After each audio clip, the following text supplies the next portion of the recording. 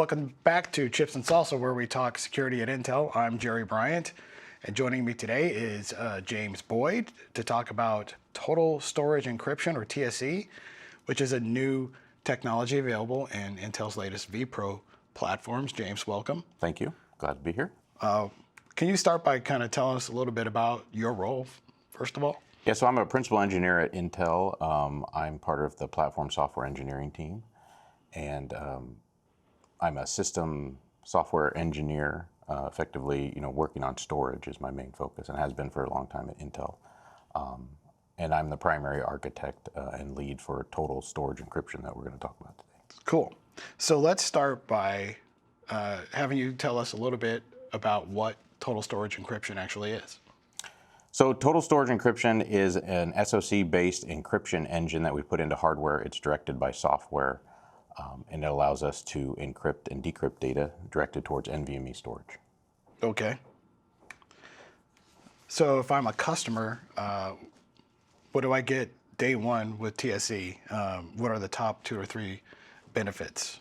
So with TSE enabled on the platform, you're not going to have a penalty associated with encrypting the devices now. You're going to get near native NVMe storage performance just out of the box when you get it. We also have improved the power cost, so you're going to get better performance per watt on all your I/O instructions now when encryption is enabled versus kind of legacy technology like software BitLocker. And we've also improved the key protection, so that's protected within the platform and not exposed. Okay, good. Key protection is always awesome. Awesome. What does TSE do that customers will notice on modern PCs, especially like you were saying with these fast Gen 5 NVMe drives and more background storage activity? Right, so workloads on the platform continue to be just heavier and heavier, whether it's a foreground activity or background activity, there's always I/O going on. And as NVMe has kind of pushed the boundaries of speed, particularly even in the client platform with PCI Gen 5, that pushes the system to keep up. And when you have something like encryption enabled on the platform, it's harder to do that on the CPU. And so the customer should experience when TSE is enabled, they won't be impacted by higher latencies. Their responsiveness will be snappy. It will lower thermals because it's not using the CPU as much as a typical software BitLocker would do. And that will also extend the battery life because we're not using the extra core power in order to keep up with the drives now, which is really the key thing. The drives are going faster and faster, and in order to maintain that with encryption, you got to pump more power through. So let's talk about security, since this is Chips and Salsa, where we talk security at Intel. What is the security value to customers, and how does TSE change like the exposure and attack surface compared to a software-only approach? So if we compare it to software BitLocker, which is the typical kind of usage we're familiar with in the corporate world on Windows, a vast majority of people use that. You have to use the CPU in order to do the encryption. That's where the instructions are, pump it out. So you have to give the keys to the CPU in order to do the mathematical, ciphertext generation on every transaction. With TSE, you can actually take the key and you can inject it into our silicon. So it's effectively hidden there for every transaction, and that's not exposed anywhere else. So through the setup process, you can inject it there. We also have the ability to take a key and wrap it with uniqueness tied to the randomness of the platform. And then you don't even need to have the key ever again. You just have the wrapped content of the key that we can inject. So it adds an extra layer of protection. So even if someone got into the kernel, if they accessed what is the wrapped key, they couldn't derive it. So it adds that level, that extra level of protection to the platform. Even if you got in the kernel, you wouldn't get the key. So your data would be protected at rest. Yeah, so solid defense in depth there. Yes. So what proof points can we share that the benefits that you're talking about are real? So CPU cycles, latency, power efficiency, without getting too much into the weeds. Okay, so we did partner with Microsoft on this to add this support to BitLocker, so it's a familiar interface. And so with them, ourselves and Microsoft independently have measured that if you compare, using the CPU methods in the previous and now TSE enabled, there's about a 70% lower CPU cycle count. So we've reduced that. And it's almost on par with not doing any encryption at all. So with TSE, you're getting the security protection along with those key protections I mentioned before, almost for free. So you're not hurting performance, you're not adding more cycles to the CPUs, you're lowering thermals. And if you do a direct comparison of AES XTS 256, which is the algorithm we use, it's night and day. It really is. And so we are really reducing the cost. In addition, the hardware itself, there's always, nothing's for free, right? You got to run some encryption through the hardware itself. But it's really measured in the tens of nanoseconds. Well, excuse me, about 100 nanoseconds. But when you look at NAND latency, which is measured in the tens of microseconds, it's an order of magnitude different. And so it's really a nit in terms of if you saw any latency impact at all, I'd be surprised.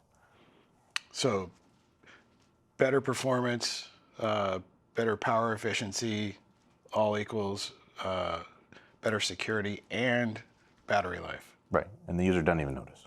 Right, that's pretty awesome. So Apple has a file vault with Secure Enclave. How does our approach, is it similar or different? Or what does this mean to enterprise customers? Okay, so I won't go too much into Apple's actual approach, right? They have a solution to protect their data, obviously. We wanted an equivalent one because we understood that there was a cost to protecting data on our platforms as well. Our situation is a little different. As many people know, we serve a wide industry, the OEMs, the ODMs, the IHV drive vendors and stuff. We don't have control of all the peripherals and all the attachments that goes into a platform, nor even the software that's chosen. There's Linux, Windows, etc. Right? We don't own all those things. So Apple's a different animal in the sense that they own a vertical and a horizontal at the same time, right? That gives them. In our case, we have to design a solution that works. The OEM can say, I'd like to, buy this NVMe drive here, and another OEM wants to buy that NVMe drive there, and it all has to work. So we had to make our solution on our SoC, but it had to work generically across, NVMe. And we actually did it in such we don't need any NVMe standard adjustments or anything. There's no special, handling or anything. We're able to add TSE to the platform, and in conjunction with Windows, integrate the capabilities to, have the software program it effectively for every I/O. But the OEMs don't have to pick and choose their drives or make any special changes. And that's the big thing that's different.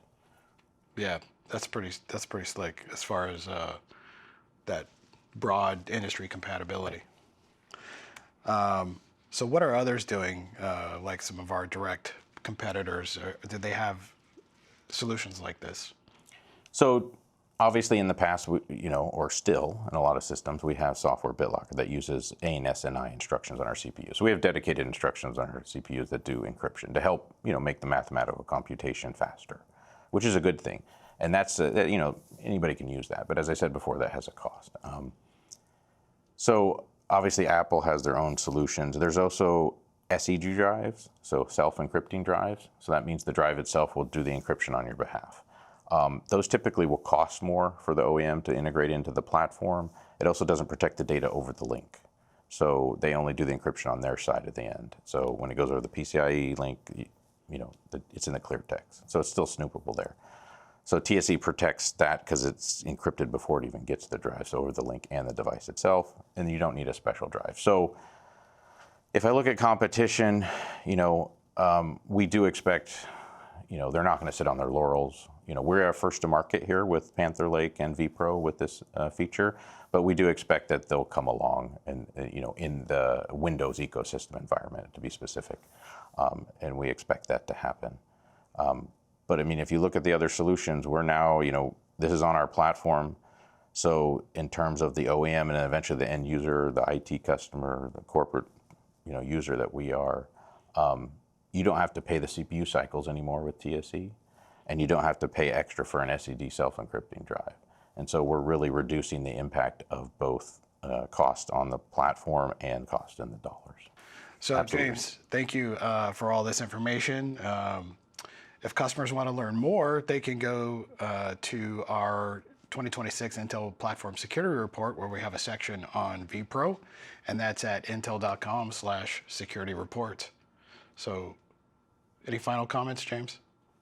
No, I look forward to people using this and seeing the impact that it has, versus what we had before. I would like to encourage, maybe some of the reviewing websites to get a hold of it and look, because while security is not something everybody always looks at, this has definite performance and power implications. So. And greater security. So that's And good for greater us. security as well. All right, thanks, James, and thank you for watching. Thank you.